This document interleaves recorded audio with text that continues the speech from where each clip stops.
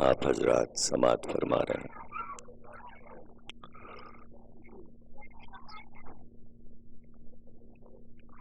حضرت حسین ابن علی کی سوانح حیات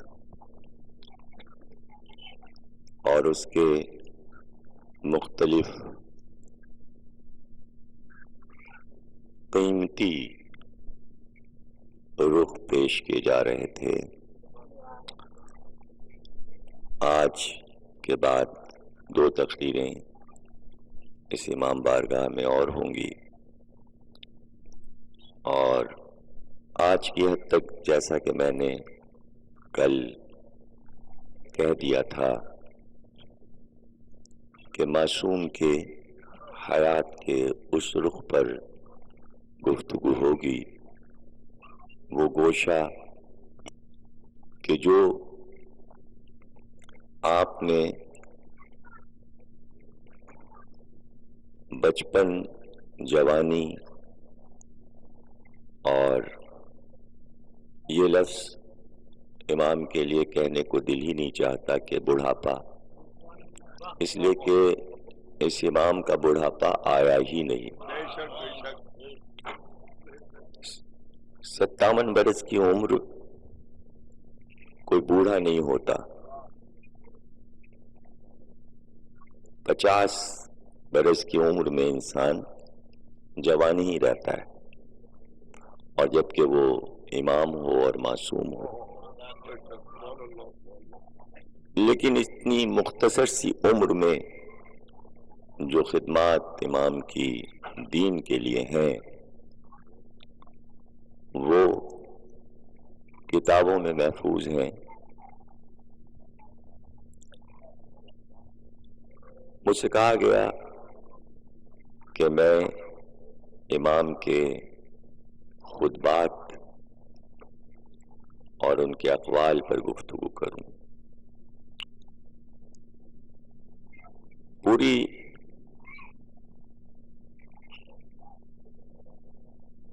سوانح حیات میں تلاش کے بعد بھی سوا کربلا کے خطبوں کے کچھ دریافت نہیں ہوتا، لیکن بعض علماء نے آپ کے بہت سے خطبات جمع کیے ہیں، جس میں بچپن کے خطبے بھی ہیں، جوانی کے خطبے بھی ہیں، اور کربلا تک۔ زیادہ تر خطبے تو آپ کے وہ ہیں کہ جو آپ نے مدینے سے نکلنے کے بعد مختلف منزلوں پر دیے ہیں، اور کوئی ایسی منزل نہیں کہ جہاں آپ رکے ہوں اور وہاں ایک فصیح اور بلیغ خطبہ نہ دیا ہو۔ امامت کا عہد 50 ہجری سے 60 ہجری تک ہے۔ شہادت حضرت امام حسن کے بعد کل 10 سال آپ کی امامت کا زمانہ ہے۔ اس 10 سال میں پورا عرب اور باہر کے عرب سے باہر کے لوگ بھی منزلیں طے کر کے مدینے آتے تھے کہ امام سے کچھ پوچھیں، امام سے کچھ دریافت کریں۔ ظاہر ہے کہ ان کو یہ علم تھا کہ یہ گھرانہ علم کا گھرانہ ہے، اور جس طرح یہ دین کو سمجھائیں گے کوئی دوسرا نہیں سمجھا سکتا۔ آپ کے تمام خطبوں میں ایک طویل ترین خطبہ خطبہ توحید ہے، اور اس میں اس طرح آپ نے توحید کو سمجھایا ہے کہ عقل حیران رہ جاتی ہے۔ جب آپ یہ فرماتے ہیں کہ اللہ کسی شہ میں سماتا نہیں، یہ جملہ قرآن کا جملہ ہے، ہر معصوم نے کہا ہے، لیکن امام نے جو اس میں اضافہ کیا ہے وہ توجہ طلب ہے۔ وہ کسی شے میں سماتا نہیں، کسی مکان میں رہتا نہیں، اس کے لیے کوئی مکان مقرر نہیں۔ لیکن یہ جملہ عقل کو حیران کرتا ہے کہ کبھی یہ نہ سوچنا کہ جب وہ متوجہ ہوتا ہے اپنے بندوں کی طرف تو اس وقت کسی جگہ خلا ہو جاتا ہے۔ اب یہ جملہ ایسا ہے، دیکھیے معصومین کے خطبے ایسے نہیں کہ میں سناتا چلا جاؤں، اس لیے کہ اس کا سمجھنا آسان نہیں ہے۔ بہت سے لوگوں کے ہماری اردو کی تقریر سمجھ میں نہیں آتی تو معصوم کی تقریریں کیا سمجھ میں آئیں گی؟ بہت مشکل منزل ہے یہ کہ جب وہ متوجہ ہوتا ہے تو خلا نہیں ہوتا، کوئی جگہ خالی نہیں ہوتی، یہ کہہ کر کہ وہ کسی شے میں سماتا نہیں۔ اب اس کو دیکھیے میں سمجھاتا ہوں سائنس سے۔ سائنس کا ایک نظریہ ہے کہ ہم جہاں پر بیٹھے ہیں یہ ہم نے جگہ گھیری ہوئی ہے، خلا کی یہ جگہ ہم نے گھیری ہوئی ہے۔ ہم اگر یہاں 15 یا 20 منٹ بیٹھے رہیں تو جو ہمارا خاکہ ہے وہ خاکہ یہاں پر بن جائے گا، یعنی ہم نے خلا میں جو جگہ خالی کر کے اپنے آپ کو یہاں رکھا یا جہاں آپ بیٹھے تو آپ نے ایک جگہ بنائی، تو جو کچھ خلا میں ہے وہ ہٹا، ادھر گیا، اب آپ آئے وہاں، تو وہ ایک خاکہ سا بنا ہوا ہے، سر گردن ہاتھ یہ سب بنا ہوا ہے۔ تو سائنس یہ کہتی ہے کہ جب انسان ایک جگہ سے بیٹھ کے ہٹتا ہے تو کم سے کم 3 منٹ تک وہ جگہ تصویر بنی رہتی ہے۔ اسی بیس پر کیمرہ بنایا گیا ہے، سائنس کی اسی تھیوری پر کیمرہ بنایا گیا۔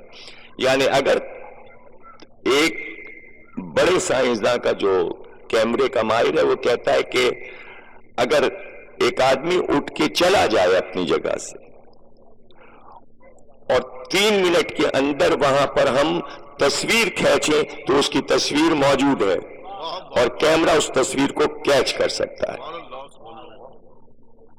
اب ظاہر ہے کہ سب کے سمجھ میں تو یہ بات نہیں آئی ہوگی، اب اور اس سے زیادہ عام مثال اگر میں دے دوں تو شاید اگر وہاں تک بھی دیکھیے مشاہدے کے بغیر کوئی بات سمجھ میں نہیں آتی، اور اسی لیے قرآن میں یہ ہے کہ تم مشاہدہ کیوں نہیں کرتے۔ مشاہدہ ایک علم ہے، یعنی ہر چیز کو دیکھتے رہنا، اس کو سمجھنا، اور جب ویسی کوئی مثال آئے تو اس کے ذریعے بات سمجھنا اور سمجھانا، یہ ہے مشاہدہ۔ مثلاً آپ کا ٹی وی چل رہا ہو اور ایک دم سے لائٹ چلی جائے، لائٹ چلی گئی، پاور ہاؤس سے کنیکشن ختم ہو گیا، لیکن چند سیکنڈ کے لیے آپ دیکھیں گے کہ آپ کے ٹی وی پہ روشنی بھی اور تصویر آ رہی ہے، اور بہت دیر میں ٹی وی بند ہوا۔ اب یہ بات بھی اگر آپ کو نہیں معلوم، اب میرے پاس کوئی مثال نہیں، اب سمجھانے کے لیے میرے پاس کوئی مثال نہیں۔ جب آپ یہ سمجھ گئے تو اب مولا کا یہ جملہ سمجھیے۔ مثلا یہاں پر ایک آدمی آیا، اب سب کچھ آپ سمجھ گئے کہ خلا میں ہم بیٹھے اور یہ تصویر بنی ہے۔ یہاں پر کوئی آدمی آیا، اس نے مجھ سے کوئی بات کرنا چاہی، میں اس کی طرف متوجہ ہوا، اب جہاں پر میرا سر تھا وہاں خلا ہوا، یعنی جتنے میں تصویر بنی تھی وہاں سے جب سر ہٹا تو وہاں خلا ہوا. تو یہ خلا جو ہے ہمارے لیے ہے، آپ کے لیے ہے. حسین کہہ رہے ہیں جب اللہ متوجہ ہوتا ہے تو کوئی جگہ خلا نہیں ہوتی.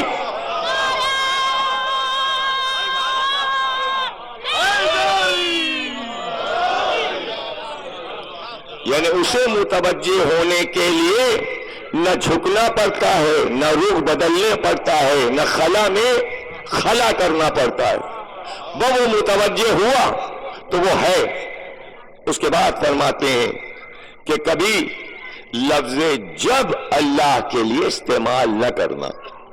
اللہ کے لیے لفظ جب استعمال نہیں ہوتا. ایک ایک جملہ اگر میں سمجھاؤں تو تقریر پوری ہو جائے گی، لیکن مجھے آگے جانا ہے. یہی معصومین کے کلام کا کمال ہے کہ یا تو موضوع چھڑے تو پھر سننے والے سرشاری کی کیفیت میں سنے. یہاں ایک تقریر پہ دوسری تقریر پہ تیسری تقریر، اور ہر ایک کو عزاخانے میں جگہ جگہ جانا، حاضریاں، نیاز، علم. ایسے میں غنیمت ہے یہ وقت. آلیبا کا 1 گھنٹے کا یہ ٹائم بہت قیمتی ہے، اور اس میں جتنی بھی باتیں ہو جائیں یہ نہ کہنا جب سے وہ ہے، اس لیے کہ کب سے وہ نہیں ہے کہ تم کہو جب سے وہ ہے. صلوات پڑھیے گا.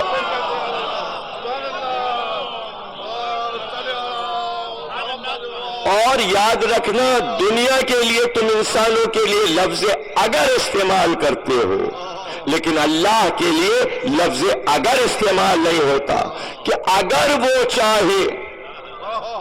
لفظ اگر، لفظ جب، لفظ کب، یہ وہ لفظ ہے جو اللہ کی توحید کے لیے استعمال نہیں ہوتا. ایک فصیح اور بلیغ خطبہ ہے معصوم کا. اسی طرح جس طرح توحید پر خطبہ دیا، اسی طرح نبوت پر خطبہ دیا. اور حسین سے بہتر نبوت پر خطبہ کون دے سکتا تھا؟ اس لیے کہ نبوت کی گود میں کھیلے ہیں، اور جس طرح نبوت کو سمجھے ہیں اس طرح نبوت کو سمجھایا ہے. اور جس طرح نبوت پہ خطبہ دیا اسی طرح امامت پہ خطبہ دیا، خلافت پہ خطبہ دیا. اور اس وقت خطبہ دیا ہے کہ حیرانی ہوتی ہے کہ جب کسی کو منبر پہ پایا ہے تو مسجد کے گوشے سے اٹھے اور کہا ہے کہ ہٹ جا اس منبر سے، یہ میرے باپ کا منبر ہے. ہٹ جا اس منبر سے، یہ میرے باپ کا منبر ہے. عجیب و غریب خطبہ ہے یہ معصوم کا. اگر طویل ترین خطبہ یہ آپ پڑھیں تو آپ حیران ہو جائیں گے. جواب آیا، یہ تم نے جو کچھ حسین ابھی کہا کیا تمہارے باپ نے یہ تمہیں سکھایا تھا؟ تو بے اختیار اب خطبہ شروع ہوا. جہاں پہ موجود تھے وہیں سے خطبہ شروع ہوا کہ علی منزل ہدایت پر ہیں، اگر وہ مجھے سکھائیں بھی تو میں نے ان سے ہدایت حاصل کی. حالانکہ تو نے میرے نانا سے یہ سنا ہے کہ اگر حسن اور حسین جھولے میں بھی ہو تو لوح محفوظ کا مطالعہ کرتے ہیں. اگر مجھے علی سکھائیں بھی تو میرے ہادی ہیں اور وہ منزل ہدایت پر ہیں. اور اس کے بعد جواب آیا کہ ہم کیا کریں کہ زمانے نے ہمیں تسلیم کیا، تم کو نہ مانا.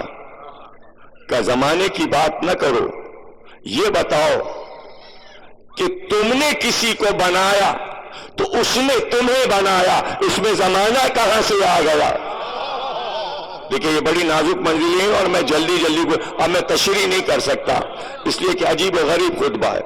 اور اس کے بعد امام نے کہنا شروع کیا کہ یہ مجبوریاں، یہ لاچاریاں صرف اس لیے تھیں کہ تمہیں کسی نے بہکایا، تم بہک کر اس کے نقش قدم پر چلے اور تم نے ہدایت کا راستہ چھوڑ دیا.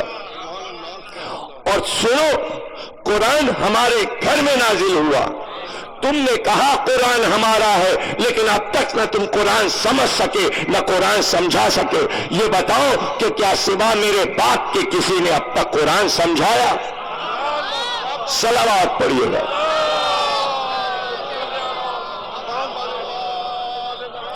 یہ خطبہ اس وقت قرآن کا علم ہم سے زیادہ جاننے والا اس وقت روئے زمین پر کوئی نہیں ہے. یہ خطبہ 16 سال کی عمر میں دیا. 16 سال کی عمر میں امام حسین نے یہ خطبہ دیا. اور اس کے بعد جو خطبے ہیں عجیب و غریب خطبے جو کہ حیران کر جاتے ہیں کہ اگر بھری مسجد میں کسی نے سوال کر لیا کہ حسین ہمیں اتنی رقم چاہیے تو پورا خطبہ دے دیا کہ مانگنے کے آداب ہیں. تو نے سوال کر کے اپنے کو رسوا کیا. بہتر یہ ہے کہ اگر سوال کر تو پرچے پہ لکھ کر دے دے. تجھے جو کچھ چاہیے خاموشی سے مجھے پرچہ دے دیتا. اس نے پرچے پہ لکھا. آپ نے غلام کو حکم دیا کہ جتنی رقم اس پرچے میں لکھی ہے اس کو دے دی جائے. تو یہ کہتا ہوا چلا کہ ہم نے عرب میں حسین سے زیادہ سخی نہیں دیکھا. ہم نے عرب میں حسین سے بڑا سخی نہیں دیکھا. کوئی سائل آ جائے یعنی خطبہ اپنے مقام پر، لیکن امام نے وہ شاعری کی ہے کہ تمام شاعری فی البدی ہے. مسجد میں آیا ہے، سوال کیا ہے، مسجد سے نکل رہا ہے، جو نمازی جا رہا ہے کہ اگر جانا ہے اور مانگنا ہے تو اس در پہ جا جسے پورا عرب سخی کہتا ہے. تو وہاں سے وہ قصیدہ کہتا ہوا چلا کہ حسین جس سے میں نے پوچھا ہر ایک نے یہ کہا کہ حسین سے بڑا سخی نہیں ہے. تو جس کی سخاوت کی گواہی پورا شہر دے وہ کتنا بڑا سخی ہے. اور اس قصیدے کے جواب میں حسین نے اسی بحر میں انہی قوافی میں 7 شعر فی البدی پڑھے. کوئی روم سے آ گیا، اس نے آ کر کہا کہ کوئی ہے مدینے میں جو ہماری زبان کی فصاحت کو سمجھ سکے. تو لوگوں نے کہا بھائی اگر گفتگو کرنا ہے تو امام حسین سے کرو. تو اس نے مقفع مسجع عبارت میں سنت میں یہ گفتگو کی کہ ہم وہاں کے رہنے والے ہیں جہاں کھجور کے درخت نکلتے ہیں اور خوشبودار گھاس نکلتی ہے. تو مولا نے کہا اچھا ہم جواب دینے کی کوشش کرتے ہیں، بیٹھ جا. پہلے اس کے جملے کو امام نے چاہا کہ مجمع سن لے، حالانکہ مجمع کی سمجھ میں نہیں آیا. آپ نے جواب میں کہا تو روم سے آ رہا ہے، یعنی اسی کے لہجے میں گفتگو شروع کی جو اس کی زبان تھی. اس نے کہا تھا میں بدوی ہوں لیکن روم میں رہتا ہوں اور میری یہ عربی ہے. اور اس کے بعد امام حسین کے سامنے اس نے 2 شعر پڑھے. تو امام نے فی البدی 9 شعر اسی بحر میں انہی قوافی میں اس کے سامنے پڑھے. تو اس نے کہا ہم نے ایسا آدمی اب تک روئے زمین پہ نہیں دیکھا. تو پہلو میں امام حسن بیٹھے تھے، اسی بحر میں امام حسن نے 9 شعر امام حسین کی تعریف میں کہہ کر یہ کہا کس سے بات کر رہا تھا، یہ نبی کا نواسہ حسین ہے. صلوات پڑھیے گا.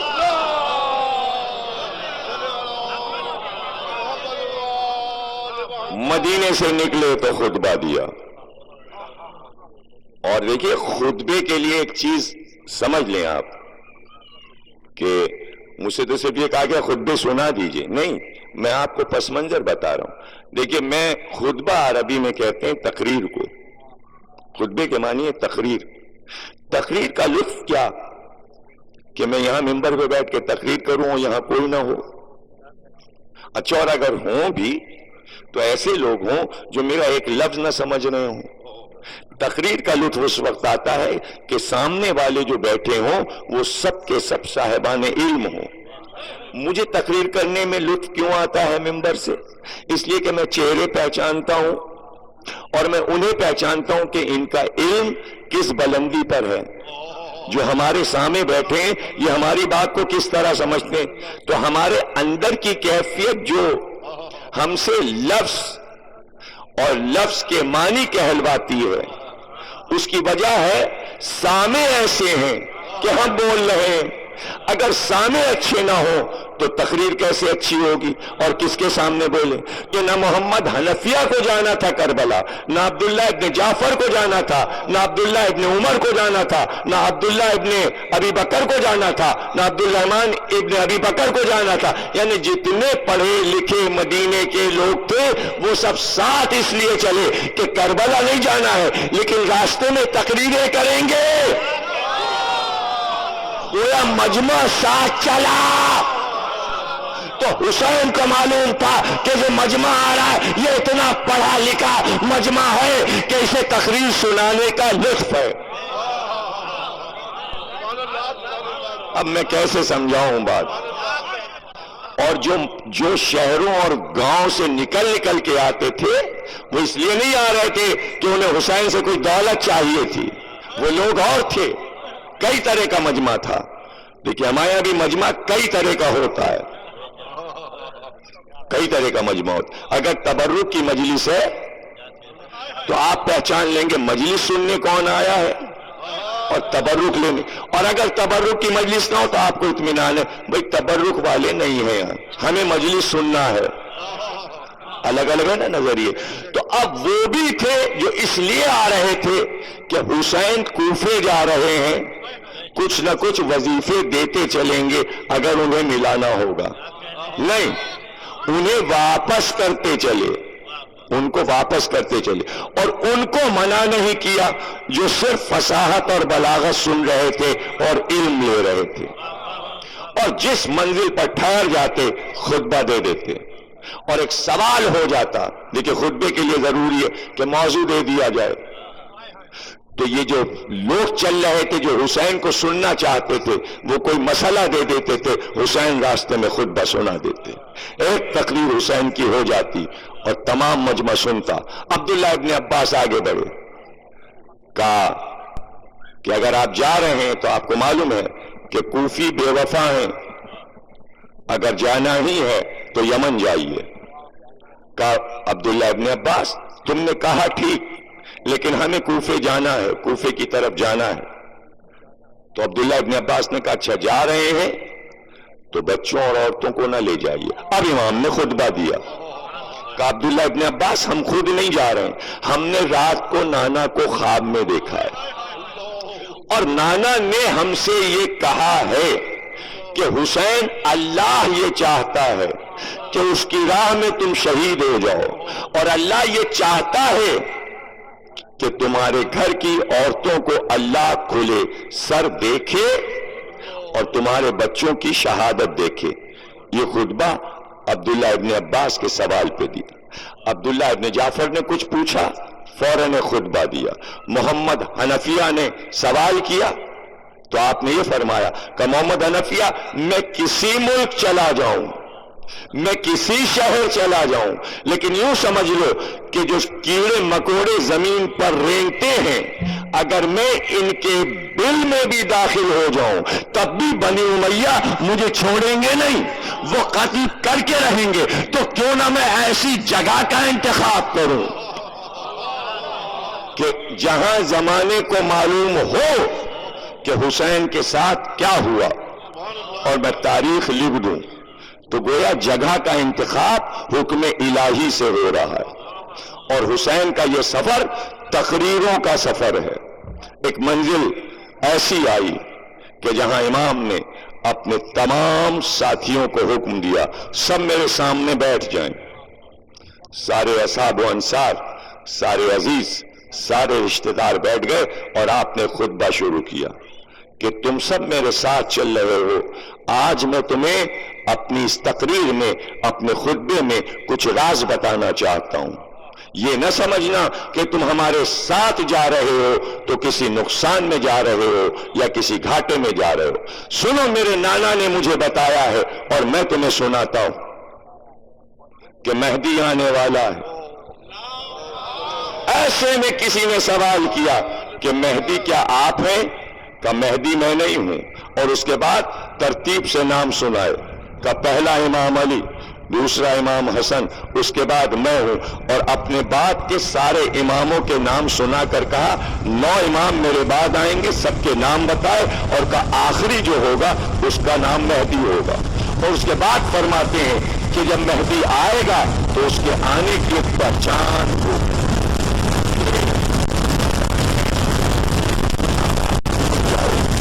اور کوئی ایسا نہ ہوگا کہ جو اس آواز کو نہ سنے۔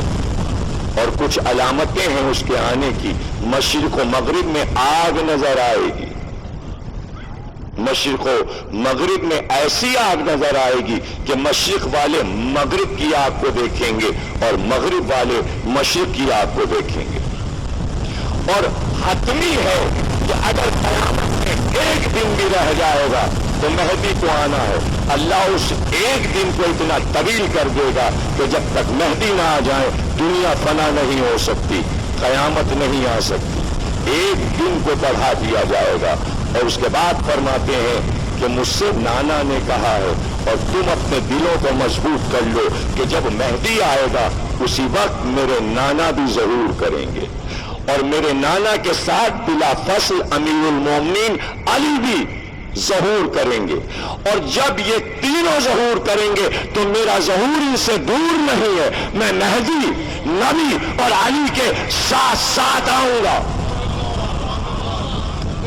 میری آمد اسی وقت ہوگی۔ اب یہ اصحاب و انصار کو خطبہ دے رہے ہیں، اور یہ پہلا خطبہ ہے کہ بنی ہاشم کو اور انصار کو بٹھا کر کربلا پہنچنے سے پہلے امام یہ خطبہ دے رہے ہیں۔ کربلا قریب ہے تو دلوں کو ایک تقویت دے رہے ہیں، یہ نہ سمجھنا کہ مر گئے تو مر گئے، کتنا دلوں کو مضبوط کر کے کہتے ہیں میرے نانا نے مجھے بتایا ہے کہ میں آؤں گا اور میرے آنے کی ایک شان ہوگی، اور جس وقت مہدی آئے گا تو ہر ایک انکار کر دے گا کہ یہ مہدی نہیں ہے، اس لیے کہ سب کا شک یہ ہوگا کہ مہدی کو بوڑھا ہونا چاہیے لیکن وہ تو جوان ہوں گے، اس وقت میں تصدیق کروں گا کہ یہ مہدی ہے، اس لیے کہ جب میں آؤں گا تو میرے آنے کی علامت یہ ہوگی کہ اس دن جس دن میں ظہور کروں گا تو اللہ آسمان سے کئی کروڑ ایسے فرشتے اتارے گا جن فرشتوں کو خود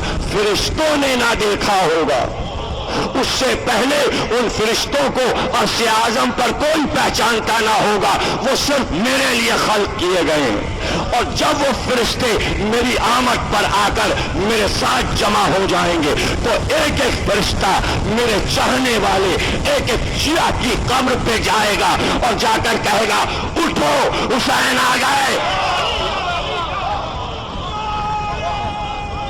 حسین سنا رہے، حسین کا خطبہ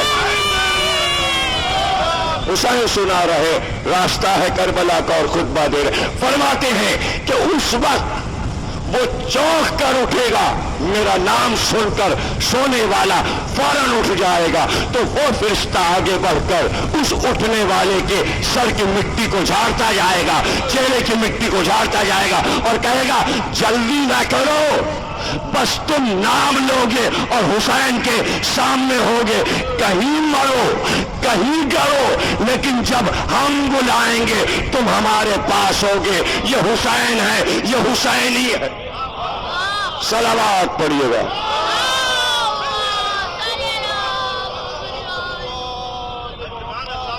تم سب ہمارے پاس ہوگے اور کوئی ہمارا چاہنے والا ایسا نہیں ہوگا کہ جو ہم تک نہ پہنچ جائے، ہم تک نہ پہنچ جائے ہماری آمد کی خبر پا کر۔ اس کے بعد فرماتے ہیں کہ پھر رسول خدا حکم دیں گے کہ حسین آج فاتح عالم تم ہو، حسین آج فاتح عالم تم ہو۔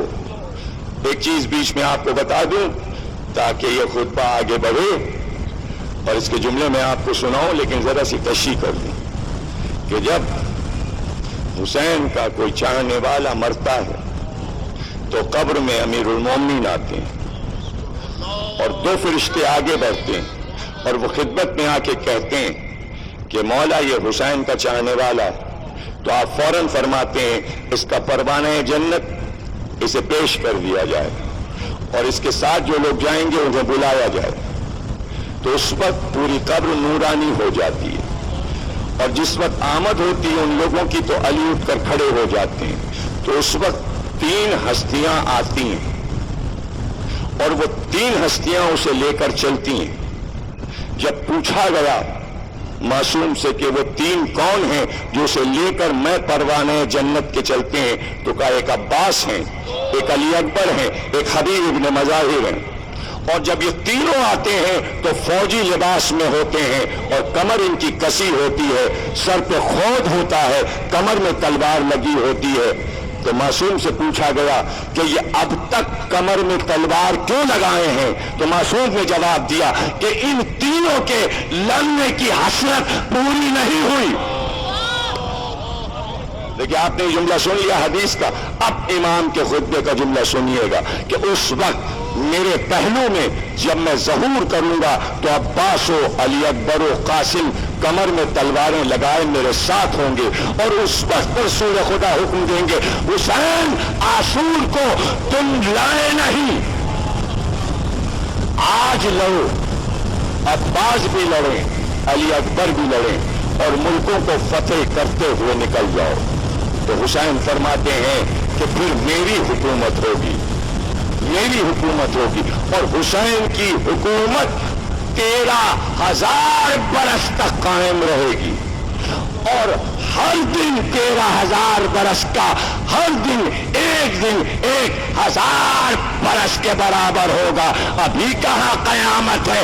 قیامت سے پہلے تو یہ قیامت ہے کہ ایک ایک یزیدی کو قبر سے نکالا جائے گا اور اس کو مار مار کر جلایا جائے گا۔ خطبہ دے رہے ہیں حسین ابن علی، خطبہ دے رہے ہیں، لیکن اس خطبے کو سمجھنے کے لیے اس میں امام کی بھی مدح ہے، اس میں امام کے چاہنے والوں کی بھی مدح ہے، اور امام سمجھا رہے ہیں۔ ایک اور خطبے کا حوالہ میں دیتا ہوں۔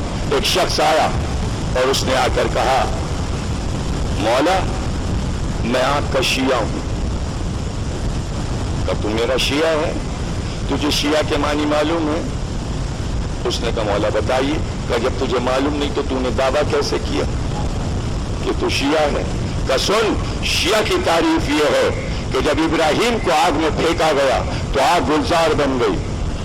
ابراہیم شیعہ تھے، امام حسین فرما رہے، ابراہیم کو اللہ نے اس وقت کہا اِنَّ مِن شِیَعَتِهِ لَإِبْرَاہِیم، اللہ کے شیعوں میں ابراہیم ایک شیعہ ہے، اور شیعہ کی تعریف یہ ہے آگ کو گلزار بنا دے۔ اگر تو میرا شیعہ ہے تو آگ کو گلزار بنا کے دکھا، اس لیے کہ شیعہ ہم پلہ ابراہیم ہوتا ہے، یہ امام حسین فرما رہے ہیں۔ اس نے سر جھکا لیا، کہا ایسا دعویٰ مت کیا کر، یہ کہے کہ تو میرا دوستدار ہے، ہم تب بھی تیری بخشش کے ضامن ہیں۔ چہرے اتر گئے نا آپ کے، آپ چپ ہو گئے، اس لیے کہ آپ سب اپنے کو شیعہ کہتے ہیں، لیکن حسین نے وضاحت کی دوستدار کہنا بھی بڑی بات ہے۔ اب چونکہ ہمارا نام شیعہ پڑ گیا اس لیے ہم سب اپنے آپ کو شیعہ کہنے لگے۔ شیعہ کی تعریف یہ ہے کہ وہ ہم پلہ ابراہیم ہو، اس لیے کہ شیعہ کے سپر جو کام ہے وہ نبوت کا کام ہے، اب نبی نہیں آئے گا، اب امت کو وہ کام کرنا ہے جو سارے انبیاء کر گئے۔ اور اس پر میں پوری تقریر ملیر میں پہلی تقریر کر چکا کہ ہم کس کس نبی کا کیا کام کر رہے ہیں، اور حسین سمجھا رہے ہیں کمتر نہ سمجھنا، تم کافر کہو، ہر نبی کو کافر کہا گیا ہے، تو ہم پلے نبوت جو قوم ہو اسے بھی کافر کہا جائے گا۔ حسین سمجھا رہے دوستدار ہیں ہمارے، اب جو چاہے کہو، اس لیے کہ گھبرانے کی بات نہیں۔ اگر حسین یہ کہیں میرا شیعہ تو ذرا اپنا جائزہ لیجئے، حسین کا شیعہ کون؟ حبیب ابن مظاہر۔ حسین کا شیعہ کون؟ مسلم ابن اوسجہ۔ حسین کا شیعہ کون؟ زہیر قین۔ حسین کا شیعہ کون؟ عباس۔ حسین کا شیعہ کون؟ علی اکبر۔ حسین کا شیعہ کون؟ اول محمد۔ جائزہ لیجئے، ہم ایسے ہیں؟ ارے غنیمت ہے کہ نام پڑ گیا ہے، یہی تبرک ہے تمہارے لیے کہ نام پڑا ہوا، کام کہاں ہے؟ کام کہاں ہے؟ دن سے کہہ رہا ہوں کہ کام تمہارا رونا ہے. ہر نبی کا کام رونا تھا. آدم روئے, نوح روئے, یعقوب روئے, یوسف روئے, عیسیٰ روئے, زکریا روئے, یحییٰ روئے. اگر یہی چھوٹا تو کاہے کے شیعہ, کاہے کے دوستدار؟ روئیں گے بھی نہیں, ماتم بھی نہیں کریں گے, سینہ بھی نہیں پیٹیں گے, سر بھی نہیں پیٹیں گے, دھاڑی مار کے بھی نہیں. ہم شیعہ ہیں. کاہے کے شیعہ ہو؟ ابھی کیوں شیعہ ہو؟ کس لیے حسین کے شیعہ ہو؟ منہ دیکھنے کے لیے؟ تفریح بازی کی تقریریں سننے کے لیے؟ نہیں نہیں نہیں. اپنے کو شیعہ بناؤ, اپنے کو شیعہ بناؤ. خطبہ دیتے دیتے کہا کہ ہم وہ مظلوم ہیں کہ جو ہمیں روئے گا ہم اس کے آنسوؤں کی ضمانت دیتے ہیں. حسین نے کچھ نہیں مانگا خطبوں میں. 5 خطبے ایسے ہیں کربلا میں جس میں صرف یہ کہا ہمیں رونا, ہمیں رونا. حکم دیں حسین ہمیں رونا. تو اب رونا آسان نہیں ہے. اگر خطبے میں کہہ دیں کہ ہمیں رونا, اقوال میں کہا ہے رونا ہمارے لیے رونا, گریہ کرنا, تو اس کے معنی آسان نہیں ہے گریہ کرنا. اگر مولا کہہ رہے ہیں آسان نہیں ہے گریہ کرنا. کیوں؟ اس لیے کہ سیکھنا پڑتا ہے. بغیر سیکھے بڑے کام نہیں آتے. کس سے سیکھا جاتا ہے؟ بزرگوں سے. بزرگوں نے کس سے سیکھا؟ اپنے بزرگوں سے. ان بزرگوں نے کس سے سیکھا؟ امام صادق کی حدیث سے. ابو بصیر روئے نہیں, کہا رویا تو رومال بھیگ گئے. یہ دیکھیے کہ یہ کوئی رونا رونا ہے؟ چیخیں کہاں ماری, دھاڑیں کہاں ماری؟ ویسے رو جیسے ہماری دادی فاطمہ زہرا اب تک حسین کو رو رہے. جو لوگ یہ کہتے ہیں کہ اور بھی کام ہیں ہمارے, کرتے رہیے, سارے کام کرتے رہیے, لیکن ایک ڈیوٹی ہے آپ کی, صرف رونا. اور بہت سے شعراء اٹھے, بہت سے ادیب اٹھے کہ رونے سے قوم کے دن نہیں پھرتے, اور صرف رونا نہیں چاہیے, اور فلانا کام بھی کرو, اور یہ بھی کرو, اور وہ بھی کرو, سب کچھ کرو, لیکن قوم کا دن پھرتا ہی رونے سے. قوم زندہ ہی رہتی ہے رونے سے. اگر رونا چھڑا دیا تو مر گئی قوم. سمجھ گئے نا؟ تو مولا نے بار بار اپنے خطبوں میں اس پر زور دیا. اور جب وہ منزل آئی کہ جہاں حر نے راہ روکی تو پھر خطبہ دیا, اور خطبہ دیتے ہی فرمایا کہ دیکھو ہم سے خط لکھ کر ہم سے بار بار یہ کہا گیا کہ ہم بے امام کے ہیں, ہمارے پاس امام نہیں ہے, آپ آئیے ہماری ہدایت کیجیے. کھیتیاں لہلا رہی ہیں, باغات سرسبز و شاداب ہیں, پھل آئے ہوئے ہیں, پورا کوفہ شاداب ہو رہا ہے, ہم آپ کا انتظار کر رہے ہیں. اب تم کیا چاہتے ہو؟ تم کیا چاہتے ہو اور تم کیوں آئے ہو؟ اور اس کے بعد آپ نے سمجھایا توحید کیا ہے, نبوت کیا ہے, امامت کیا ہے. اور اگر تم نہیں چاہتے تو ہم واپس چلے جائیں, جہاں سے ہم آئے ہیں ہم اس طرف کو واپس چلے جائیں. 2 مقامات آئے. نماز سے پہلے جب حر نے امام حسین کے پیچھے نماز پڑھی, جب نماز ختم ہوئی پھر دوسرا خطبہ دیا. اس میں امام کا اپنا لشکر بھی شامل ہے اور رسالہ حر بھی شامل ہے. اس کے بعد جب کربلا میں قدم رکھا تو پہلا خطبہ پھر داخلہ کربلا کے بعد دیا. اور اس کے بعد جو خطبہ شب عاشور دیا ہے وہ عجیب و غریب خطبہ ہے. اور اس خطبے میں آپ نے پورے دین کو سمجھایا, اور سمجھانے کے بعد آخری ٹکڑے میں یہ کہا کہ یہ سب جتنے جمع ہوئے ہیں میرے دشمن ہیں اور میرے سر کے دشمن ہیں. چونکہ تم میرے ساتھ ہو اس لیے تمہارے دشمن ہیں, اگر تم ہمارے پاس سے ہٹ جاؤ تو یہ تمہارے دشمن نہیں. لو میں نے چراغ بجھایا, جدھر تمہارے سمجھ میں آئے چپ چاپ خیمے سے نکل کے چلے جاؤ اور اپنی اپنی منزل اپنی اپنی راہ لے لو. چراغ جلا، اب پھر خطبہ شروع ہوا. یہ خطبہ بہت طویل ہے. اس کا جو دوسرا حصہ شروع ہوا تو اس کے بعد کہا خدا کی قسم ایسے اصحاب نہ میرے نانا کو ملے، ایسے اصحاب نہ میرے بابا کو ملے، ایسے اصحاب نہ میری ماں کو ملے، ایسے اصحاب نہ میرے بھائی حسن کو ملے، روح زمین پر ایسے اصحاب کسی کو نہیں ملے. یہ حصہ خطبے کا اصحاب کی تعریف میں. یہ خطبہ بڑھتا جاتا ہے یہاں تک کہ صبح عاشور نمودار ہوتی ہے. اب خطبے کا تیسرا حصہ شروع ہوتا ہے اور ایک بار امام نے حکم دیا کہ علی اکبر اذان دو. علی اکبر نے اذان دی، نماز ہوئی. جب نماز ختم ہوئی تو وہیں سے جہاں سے خطبہ رکا تھا پھر خطبہ شروع ہوا اور سارے مخاطب اصحاب حسینی، انصار حسینی اور بنی ہاشم ہیں. اور اس کے بعد اب جو خطبہ شروع ہوا تو اب صرف خطبہ نہ تھا بلکہ سب سے یہ کہا اپنے اپنے گھوڑوں پر سوار ہو جاؤ. سب اپنے گھوڑوں پر سوار ہو گئے اور اس کے بعد خطبہ دیتے دیتے کہا کہ ابھی تک جو کچھ تمہیں ہم نے بتایا اور سنایا وہ تم نے سنا. اب دیکھو، یہ کہہ کر انگلی سے اشارہ کیا کہ حبیب زہیر مسلم ابن عاصجہ ذرا سامنے دیکھو.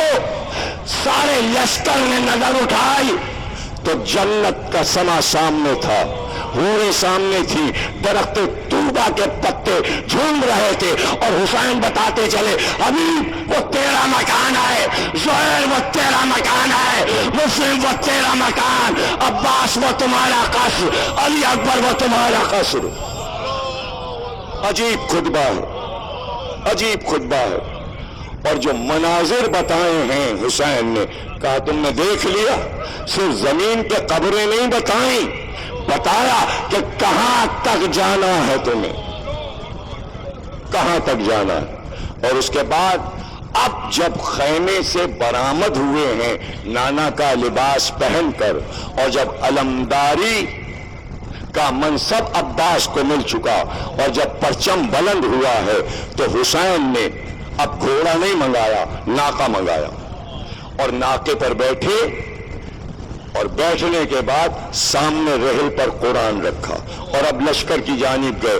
یہ ہے لشکر یزید کو مخاطب کر کے عاشور کے دن کا پہلا خطبہ. اور اس پر علماء نے بحث کی ہے کہ حسین گھوڑے پر کیوں نہیں گئے، پہلا خطبہ لشکر یزید کو جو دیا ناکے پر کیوں دیا. دیکھیے میں نے شروع میں کہا تھا کہ صرف خطبے سنا دینے سے کوئی فائدہ نہیں ہے جب تک کہ پس منظر نہ بتایا جائے. تو بحث یہ ہے کہ عرب میں اگر گھوڑے پر بیٹھ کر پہلی آمد ہو جاتی تو لشکر مخالف سمجھ جاتا تھا کہ یہ لڑیں گے، لیکن اگر سامنے والا سردار ناکے پہ بیٹھ کر آ جائے تو میدان جنگ میں گھوڑا لڑائی کا سمبل تھا اور ناکا سلو کا سمبل تھا. ناکے پہ آنے کا مطلب یہ ہے کہ سلو چاہتے ہیں، حملہ نہیں کرنا چاہتے. تو پہلا خطبہ جو دیا اس میں آ کر یہ کہا یہ امامہ کس کا ہے، یہ قبا کس کی ہے، یہ ابا کس کی ہے، یہ کمر میں پٹکا کس کا ہے، میں کون ہوں، یہ قرآن کیا ہے. ایک ایک چیز سمجھائی اور خطبہ دیا، پورا خطبہ دیا. لیکن اس خطبے کے جواب میں تیر آئے. امام حسین پھر واپس آئے. جب دوسرا خطبہ دیا تو جا کر گھوڑے پر بیٹھ کر کہ اگر تم لڑنا ہی چاہتے ہو، اگر تم نے تیر پھینک دیے ہیں، پہلا حملہ تم نے کر دیا ہے. ابن سعد نے پکار کر کہہ دیا اے لشکر والو گواہ رہنا، پہلا تیر حسین کی طرف عمر سعد کا ہے. تو کہتے یہ کہ اس کے ایک تیر کے جواب میں کئی ہزار تیر پیشوائی میں چلے. اور اس وقت واپس آ کر کہا ہے حسین نے کہ جب فضہ نے در پر یہ کہا ہے کہ کچھ تیر صحن خیمہ میں گرے ہیں اور بی بی نے کہا بچے بھی ہیں خیمے میں، تو اس وقت امام حسین نے یہ کہا بچوں کو صحن سے ہٹا کر خیمے میں لے جاؤ. تو بی بی نے کہا ہے کہ رات بھر کے جاگے بچے جھولے میں علی اصغر سو گئے ہیں، اگر جھولا ہوا سے ہٹا لیا گیا اور بچے جاگ گئے تو نیندیں خراب ہو جائیں. تو امام حسین نے کہا نہیں، سب بچوں کو، ایسا نہ ہو کہ کسی تیر سے کسی بچے کی جان چلی جائے. اور اس کے بعد پھر واپس گئے، پھر دوسرا خطبہ دیا. اب جو دوسرا خطبہ دیا اس میں مخاطب کیا کہ ابن سعد یہ بتا کس وعدے پر تجھے بھیجا گیا ہے؟ اس نے کہا کہ مجھے پروانہ ملا ہے، رے کی حکومت ملی ہے تو میں آیا ہوں. تو آپ نے فرمایا کہ میرے پاس مدینے میں جو کنویں، یہ خطبے میں فرما رہے ہیں، جو چشمے ہیں میرے پاس، جو چشمے علی نے نکالے تھے، ان کی قیمتیں اتنی ہیں کہ اگر میں اس میں کے صرف 5 یا 7 کنویں بیچ دوں تو رے کی حکومت سے زیادہ اس کی قیمت ہے. میں اپنے کنویں بیچ کر تجھے رقم دیتا ہوں، تو میرا سر نہ کاٹ، تو مجھ سے مت لڑ، تو جہنم نہ مول لے اور رے کا پروانہ واپس کر دے. کہ میری تو حسرتیں تھیں کہ رے کی حکومت ملے. تو امام نے فرمایا کہ پھر سن لے عمر سعد، مجھے قتل کرنے کے بعد تجھے یہ پروانہ نہیں ملے گا، اس پہ دستخط نہیں ہوں گے، یزید اور ابن زیاد یہ ملک تجھے نہیں دیں گے، اور سن تو مارا جائے گا یہاں تک کہ رے کے گندم کا ایک دانہ تجھے نصیب نہ ہوگا.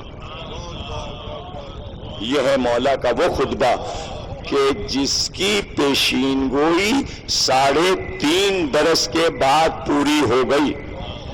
یعنی حسین کے خطبے اتنے سچے تھے کہ دیر نہیں لگی ان باتوں میں کہ جو حسین نے بتا دیا وہ ہو کے رہا. اور مختار نے یہی کہا تھا کہ ابن سعد اب وہ خطبہ حسین کا سنا دے جو تجھے مخاطب ہو کر کہا تھا. تو ابن سعد نے کہا آخری جملہ یہ کہا تھا کہ رے کا گندم کا ایک دانہ نصیب نہیں ہوگا.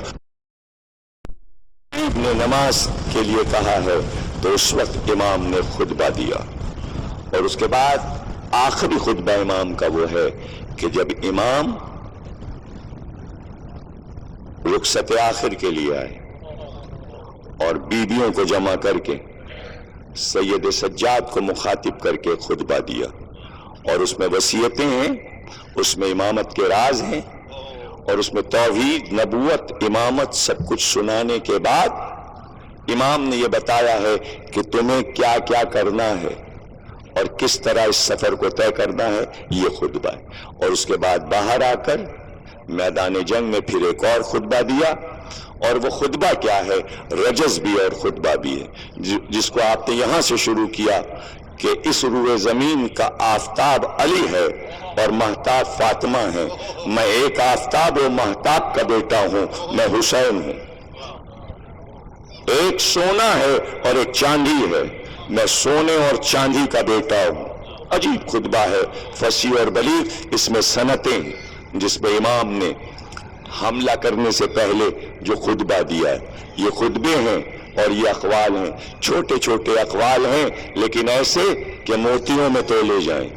اور میں نے کسی تقریر میں ابھی حال میں ہی یہ بات کہی تھی کہ دیکھیے کتنا مشہور ہے یہ قول، ماں کے پیروں کے نیچے جنت ہے. لیکن رسول نے نہیں کہا یہ قول، علی نے نہیں کہا، کسی اور امام نے نہیں کہا، کسی اور نبی نے نہیں کہا. قدرت چاہتی تھی کہ یہ قول حسین کی زبان سے آئے. کیوں آئے؟ دیکھیے معجزہ ہے یہ قول حسین کا، یہ قول معجزہ ہے.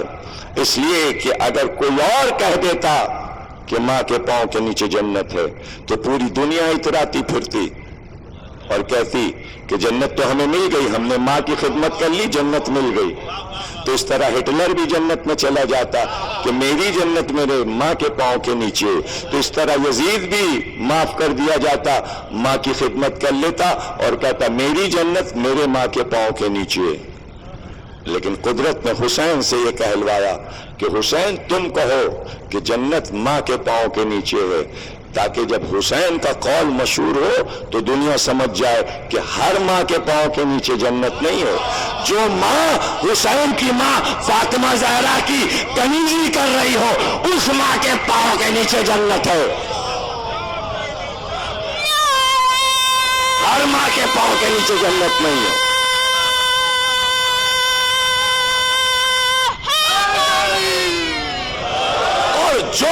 सीरत ज़हरा पे चलती होगी, उस माँ का बेटा दहशतगर्द नहीं हो सकता और सादात को कत्ल नहीं कर सकता। ऐसे लोग अगर ये चाहे कि माँ की खिदमत करके कत्ल माफ हो जाएंगे तो नहीं हो सकते, उन्हें जहन्नुम में जाना है।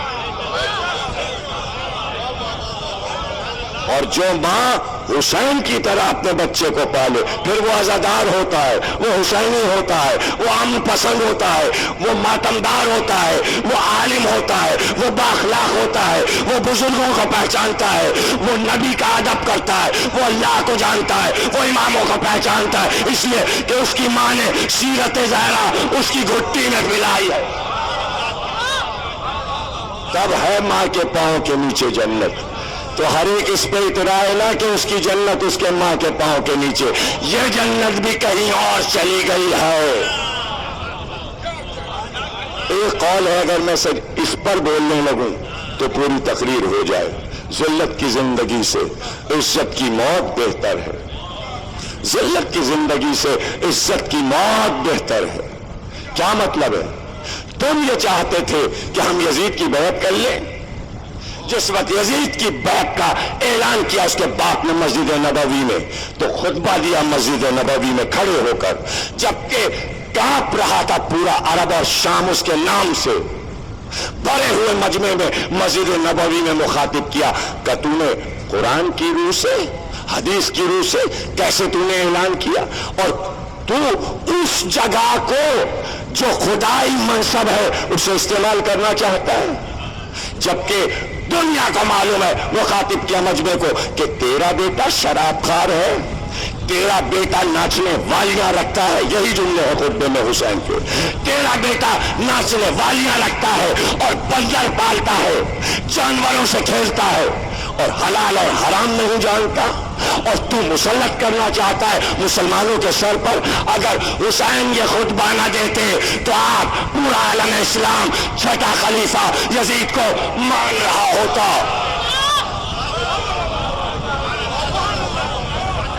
ये था जलाल हुसैन का और ये था हुसैन का खुतबा।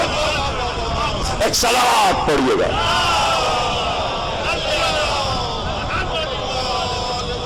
क्या करूं मैं, वक्त कामिल हो गया, तकरीर पूरी हो गई। ये भी फरमाइश थी कि ये भी बताइए,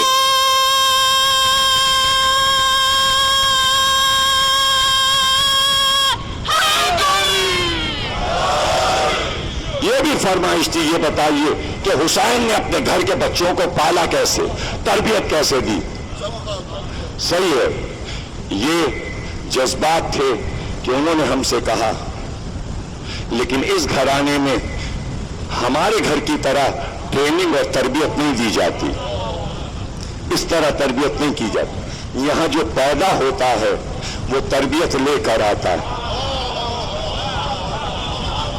यहाँ तरबियत वाले को पैदा किया जाता है। यहाँ ये नहीं होता कि अली अकबर ये काम कर लो, अब्बास ये काम कर लो, नहीं। जिसका जो मनसब है वो पैदा होते इस तरह, बस मिसाल दे सकता हूं कि मछली का बच्चा पैदा हुआ तो उसे कोई तैरना नहीं सिखाता, पैदा होते ही वो समंदर की लहरों में तैरने लगता है। इस घराने में जो बच्चा पैदा होता है वो इस्मत का मफहूम जानता है और इस्मत के समंदर में तैरने लगता है, उसे कोई सिखाता नहीं। लेकिन हाँ, मैं ये बता सकता हूं कि चूंकि आपकी तकरीरों में ये तशनगी है कि किसी ने अब तक आपको ये नहीं बताया कि अली अकबर करबला तक 18 बरस के हो गए थे, तो 18 बरस उन्होंने किया क्या। ये खामी आपके जहन की नहीं है, न किसी के जहन की। आप जितना चाहेंगे आपको उतना इल्म मिलेगा। आप नियत करें आपको मिलता जाएगा, तशनगी नहीं रहेगी। और जब आप नियत कर लेंगे तो फिर आपके बच्चों को माला माल किया जा सकता है। लेकिन राहें तो तलाश करें, किताबें भी हैं, बताने वाले भी हैं। मैंने जिक्र किया था कि इराक के बड़े आलिम महदी साहब आज तशरीफ फरमा है, मेरी तकरीर सुनने आए और इमाम हुसैन की सबानियात अरबी में लिख रहे हैं और बेइंतहा रिसर्च कर रहे हैं। इराक से आ गए, अब यहीं तशरीफ फरमा है कई बरस से, اور اتنی محنت کر رہے ہیں کہ مکمل حسین کی سوانحات لکھیں. اور آج پھر محبت سے انہوں نے مجھ سے یہ کہا عاشور کے بعد آپ سے کچھ باتیں کرنی ہیں. آپ سمجھ رہے علمی کام ایسے ہی نہیں ہو جاتے کہ لوگ سمجھ رہے ہیں کہ بس شہرت سے علمی کام ہو گئے. نہیں، کچھ آپ کو بھی کوششیں کرنی ہیں، کچھ ہمیں بھی کوششیں کرنی. اور ہم برابر یہ کہتے رہیں ان اذاخانوں کو آباد رکھیے، ریسرچ سینٹر کھل گیا ہے، کچھ کام کیجئے، ساتھ میں آئیے، ہاتھ مضبوط کیجئے ٹرسٹیز کے، تاکہ یہاں بچے آئیں، ریسرچ کے معنی جانیں، تحقیق کے معنی جانیں، خود کتابیں لکھنا جانیں، مقالے لکھنا جانیں، ایسی کتابیں پڑھیں، مقرر بن کے نکلیں. آپ کے بچے نکلیں، آپ کے گھر سے نکلیں تو علم کا ساتھ دیں گے تو علم آپ کا ساتھ دے گا. آپ علم سے وفادار ہو جائیں گے تو علم آپ سے وفادار ہو جائے گا. تو جملہ میں نے یہ کہا کہ انہیں سکھایا نہیں گیا، انہیں سکھایا نہیں کیا. تو آپ شاید حیران ہوں کہ علی اکبر کو آپ نے کربلا میں دیکھا، نوحوں میں سنا، مرثیوں میں سنا. ایک ماں ہے اور ایک جوان بیٹا، بہن ہے اور نوحہ، سب اپنے مقام پر حق صحیح. لیکن علی اکبر اگر شبیہ رسول تھے، رفتار و گفتار میں نبی تھے، خلق مشہور تھا، تو علی اکبر کے پورے سراپا کو سمجھانے کے لیے ایک عجیب خاکہ خطیب اعظم سبط حسن صاحب اعلی اللہ مقامہ نے دیا تھا. اور اگر آپ علی اکبر کو سمجھنا چاہیں تو اس طرح سمجھیں کہ انہوں نے پوری سیرت سمجھا دی تھی کہ علی اکبر جو تھے وہ پنجتن کے نمائندے تھے، پنجتن کے نمائندے تھے. اور نمائندگی انہوں نے اس طرح سمجھائی کہ پانچوں نے علی اکبر کو تحفے دیے تھے. نبی نے کہا کہ علی اکبر ہم نے تمہیں صورت دی، تو علی نے کہا میں نے تمہیں اپنا نام دیا. تو حسن نے کہا میں نے تمہیں اپنا خلق دیا. تو حسین نے کہا میں نے تمہیں اپنا صبر دیا. اب بچی تھی فاطمہ تو پکار کر کہا میں نے تمہیں اپنی عمر دی. میں جب دنیا سے گئی تو 18 برس کی تھی، بس تمہاری اور میری عمر برابر. یہ خاکہ کبھی خطابت میں اردو میں اس طرح پیش کیا گیا تھا، لیکن میرے ریسرچ کے مطابق جو میں آپ کے سامنے پیش کر رہا ہوں کہ 18 برس علی اکبر نے کیا کیا مدینے میں. آپ کو معلوم ہے حسین، ابھی آپ نے خطبوں میں سنا، حسین سے بڑا سخی کوئی نہیں تھا. تو سخاوت کی مثال صرف یہ نہیں کہ دولت دے دی، بلکہ حسین کے گھر کے باہر تنور جلتے رہتے تھے.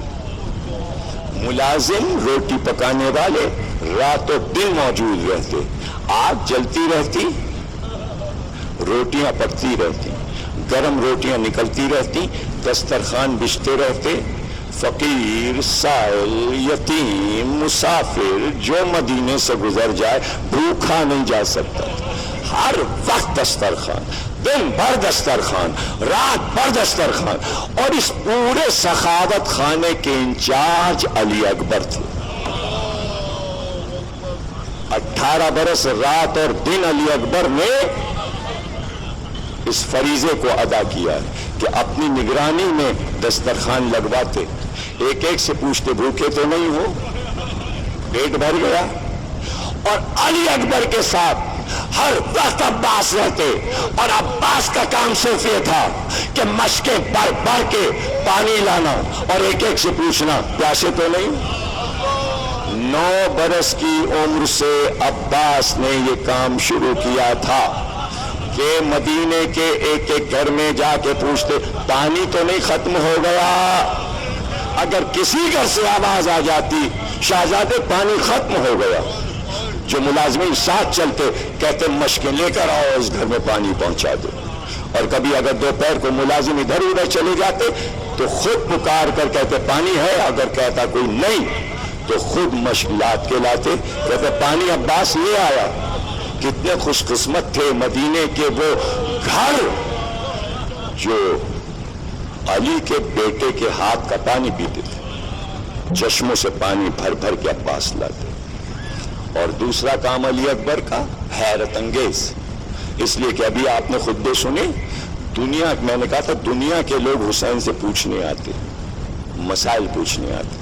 تو اس میں وفود آتے تھے یہودیوں کے، عیسائیوں کے، یمن سے، روم سے، بصرے سے، یہاں سے، وہاں سے، اور وہ دینی مسائل پر مناظرہ کرتے تھے، اور جب آ کر وہ وفود بیٹھ جاتے کئی سو آدمی حسین سے بحث کرنے کی، اس وقت امام حسین باہر آتے اور کہتے علی اکبر تم جاؤ، تو سارا علمی مناظرہ علی اکبر جیت کر آ جاتے۔ اگر قرآن پہ گفتگو ہوتی تو علی اکبر آیتیں سناتے جاتے، اگر حدیث پہ گفتگو ہوتی تو حدیثیں سناتے جاتے۔ آیات قرآنی ازبر تھیں علی اکبر کو، پورا قرآن یاد تھا، نبی کی تمام حدیثیں علی اکبر کو یاد تھی 18 برس کی عمر میں۔ اس سے پہلے کسی سے یہ سب باتیں سنی ہیں؟ اقرار کر کے تو اٹھو یہاں سے۔ تو یہ اشرا تمہارے بچوں کے لیے کتنا فائدہ مند ہے۔ میرا وقت ختم ہو گیا اور میں اپنے ٹائم سے 10 منٹ اوپر ہو گیا، صرف تمہاری محبت میں کہ پیغام پہنچ جائے۔ اور آج 8ویں تقریر ہے اور کل ظاہر ہے کہ مصائبی کی تقریریں ہوں گی 9 کو اور موقع نہیں ملے گا، اور جبکہ ابھی مجھے 2 تقریریں کرنی ہیں۔ آخر میں ہمارے وزیر صاحب جو کہ ٹرسٹی ہیں یہاں کی، مسلسل کئی دن سے فرمائش کر رہے تھے ام البنین کا ذکر ضرور کیجیے گا، اور اب میں تقریر ختم کر رہا ہوں۔ ذکر میں نے ایک دن کیا تھا کہ علی نے یہ اعلان کیا تھا کہ عقیل کسی بہادر قبیلے کی ایسی خاتون تلاش کرو جس سے میں عقد کروں تو اس سے بہادر بیٹا پیدا۔ یہ میں سب پڑھ چکا ہوں۔ تو عقیل اٹھے اور قبیلہ بنی کلاب میں گئے۔ کہتے یہ ہیں کہ اس کا سردار حزام تھا۔ حزام کو جب پتا چلا کہ ابو طالب کا بیٹا ہمارے خیام میں آیا ہے، ہمارے ڈیرے پہ آیا ہے، تو آ کے قدموں پہ گر پڑا کہ سلطان عرب کا بیٹا، شاہ عرب کا بیٹا، ابو طالب کا بیٹا ہمارے پاس، تشریف رکھیے۔ دسترخوان لگا دیا، دعوت کا انتظام کیا، صاحب کو بلا لیا، 3 دن مہمان کیا، آخر میں پھر قدموں پہ گر پڑا کہ کس طرح آپ نے زحمت کی؟ کہ ہم اپنے امام علی کے حکم پر آئے ہیں، ہم نے سنا تیرے صرف ایک بیٹی ہے اور وہ صورت اور سیرت میں لاجواب، ہم علی کے لیے تیری بیٹی کا پیغام لائیں۔ یہ سننا تھا کہ وہ آپے میں پھولوں نہ سمائے، اور اٹھ کر فوراً پردہ الٹ کر اپنی زوجہ کے پاس گیا اور آواز دی، کہا کچھ تم نے سنا؟ تم نے نبی کے داماد کا نام سنا ہے؟ کہا علی۔ زوجہ نے کہا علی کا جو نبی کا داماد ہے وہ اب ہمارا داماد بنے، خوش ہو جا تیری بیٹی کا پیغام آیا ہے۔ علی نے پیغام بھجوایا، واپس آیا، کہا ہمیں یہ رشتہ منظور ہے۔ عقیل نے کہا نہیں، ہمارے یہاں دستور ہے بیٹی سے بھی پوچھتے ہیں، پیغمبر اسلام نے اپنی بیٹی سے پوچھا تھا، اس لیے اسلام کا یہ دستور ہے کہ پہلے بیٹی سے پوچھا جائے۔ وہ گیا اور اس نے تمام قبیلے کی لڑکیوں کو بلایا اور کہا میری بیٹی کے پاس جا کر تم سب کھڑی ہو جاؤ اور اس سے ہم ایک سوال کریں گے، جواب وہ تمہیں دے گی۔ آداب دیکھے آپ نے کتنا آداب اور تہذیب والا قبیلہ۔ ساری لڑکیوں نے اس کی بیٹی کو گھیر لیا اور اس کے بعد اس نے جا کے کہا بیٹی تیرا رشتہ آیا ہے علی کا رشتہ، جو ابو طالب کا بیٹا ہے، جو محمد کا داماد ہے، جو حسن اور حسین کا باپ ہے۔ اس نے سر جھکایا، باپ کو کوئی جواب نہیں دیا۔ قریب کھڑی ہوئی لڑکیوں سے کہا میرے بابا سے یہ کہہ دو کہ کل رات میں نے خواب دیکھا، میں اس خواب پر حیران تھی، بس یہ بتا دو رات ہی میں نے یہ خواب دیکھا کہ جناب فاطمہ زہرا میرے خواب میں آئی اور انہوں نے مجھے دلہن بنایا اور دلہن بنا کر یہ کہا مبارک ہو تو میرے عباس کی ماں بننے والی ہے، تم میرے بیٹے عباس کی ماں بن۔ اس نے آ کے خواب سنا دیا، بنی ہاشم بیاہ کر لے گئے، اتفاق سے حزام کی اس بیٹی کا نام بھی فاطمہ ہے اور یہ مشہور ہے تاریخ میں فاطمہ کلابیہ، فاطمہ بنت حزام کلابیہ، قبیلہ بنی کلاب کی ہیں۔ جب بیاہ کر آئیں محافے سے سواری اتری، محمل سے اتری اور جیسے ہی چوکھٹ پہ قدم رکھا پہلے جھک کر سجدہ کیا، کہا یہ زہرا کی چوکھٹ ہے، یہاں ملائکہ آئے ہیں، یہاں نبی آ کر سلام کرتے۔ جب گھر میں آئی تو اس حجرے کی طرف اشارہ کیا جہاں حسن اور حسین ہیں، جہاں زینب اور ام کلثوم ہے، وہاں لے چلو۔ جب وہاں لے جایا گیا تو شہزادوں اور شہزادیوں کے سامنے ہاتھوں کو باندھ لیا اور کہا ماں بن کر نہیں آئی ہوں، شہزادیوں ماں بن کر نہیں آئی، میں اس گھر میں کنیز بن کر آئی ہوں۔ وہ ہو گئی تقریر۔ ایک سال کے بعد ایک بیٹا پیدا ہوا، علی مسجد میں تھے، کنیز نے آ کر کہا مبارک ہو اللہ نے ام البنین کو ایک چاند سا بیٹا دیا۔ یہ آپ کو پتا ہے ام البنین کا نام کیوں پڑا؟ 4 بیٹے عرب میں جس بی بی کے پیدا ہو جاتے پھر عرب والے اس کا نام نہیں لیتے تھے، اس کو کہتے تھے ام البنین۔ سمجھے آپ؟ بنین کے معنی بیٹوں کی ماں۔ پھر یہ پکاری نہیں جاتی تھی فاطمہ کلابیہ، یعنی پورے مدینے میں کوئی بی بی ایسی نہیں تھی جس کے 4 بیٹے ہوں، تو پھر تمام بیبیاں پکارتی تھیں ارے وہ جو بیٹوں کی ماں ہے، یعنی زمانہ بیٹوں کو بھی پہچانتا تھا اور ماں کو بھی 4 جوان بیٹے تھے۔ 28 سفر کو جب حسین چلے، برابر کے 32 برس کا 2 برس کی چھٹائی بلائی تھی، چاروں برابر کے جوان تھے۔ ام البنین نے جب چاروں کو رخصت کیا تو چاروں کو بلا کے کہا تھا دودھ نہیں بخشوں گی اگر حسین کے ایک تیر میں لگ گیا۔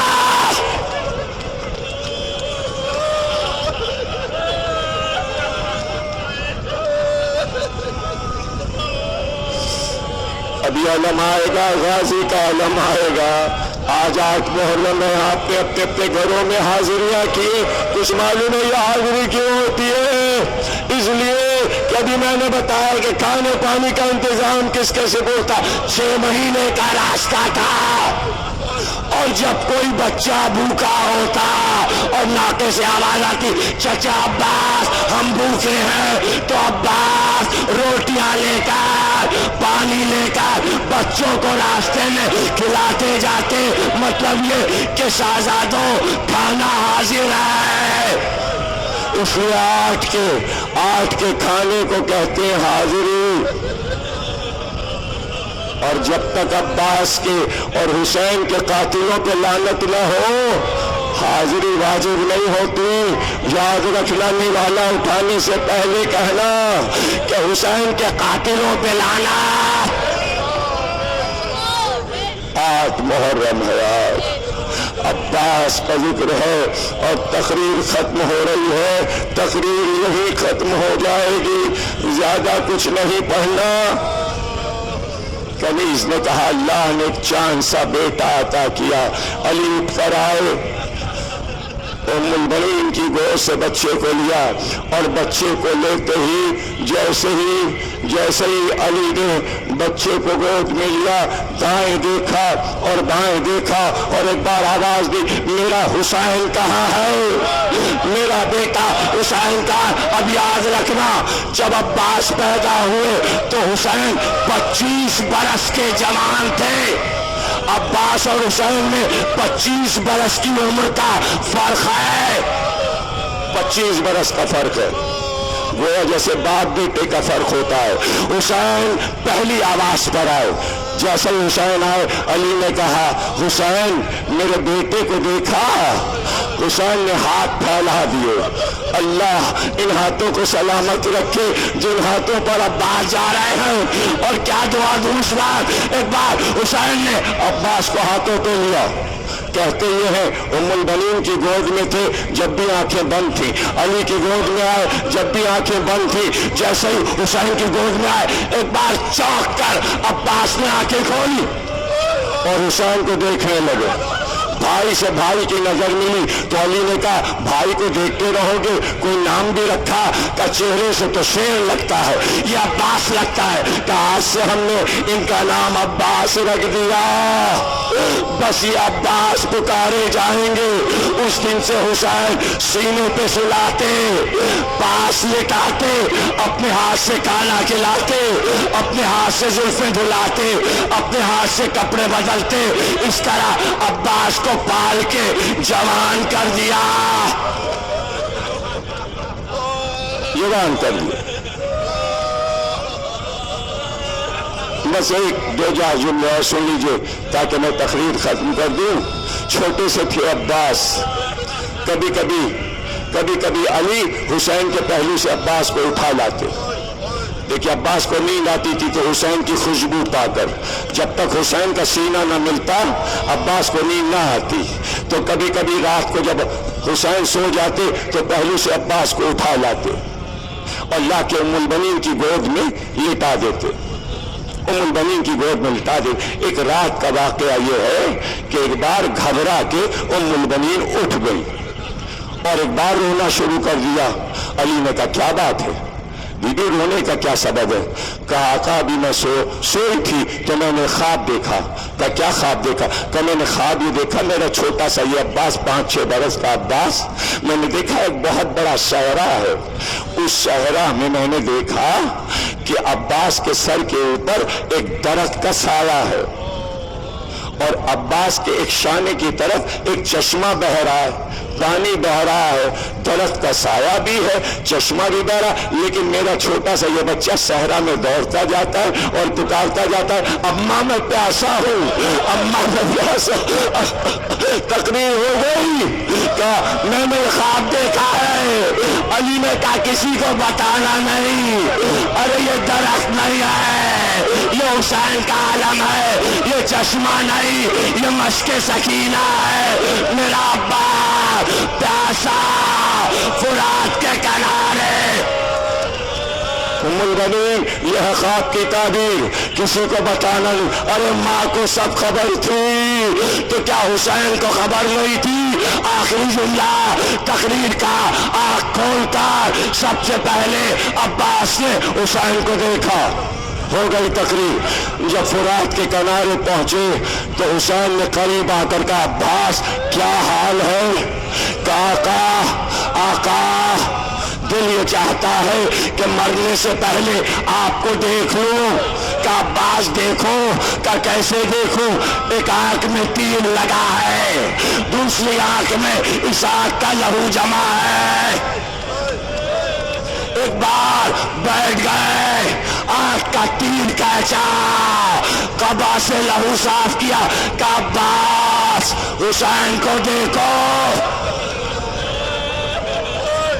یہ سن رہے ہو، یہ سامنے علم لگا ہے، پورے سال بھر ہر شب جمعہ ہر علم پہ جا جا کے کہتے ہو عباس یہ مراد پوری ہو جائے، عباس یہ مراد پوری ہو جائے۔ ارے آج تو عباس کی شہادت کا ذکر ہے، مرادیں مانگ لی، کیا پرسہ نہیں دو گے؟ ام البنین کو پرسہ نہیں دو گے؟ جو شان ہے پرسہ دینے کی اس طرح دو۔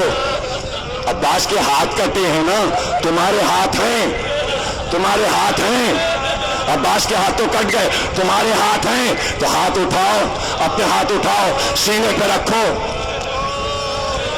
ارے عباس دیکھ رہے ہیں، ام البنین آئی ہیں، ہاتھ اٹھاؤ، سینے پہ مارو، کیسے کہو یا سیدی یا عباس ابن زہرا، یا عباس علم لاؤ، یا سیدی ماتم کرو، ماتم کرو، یا سیدی یا سیدی یا سیدی یا سیدی یا سیدی ابن زہرا، ابن زہرا، ابن زہرا، ابن زہرا، ابن زہرا، یا سیدی یا سیدی یا سیدی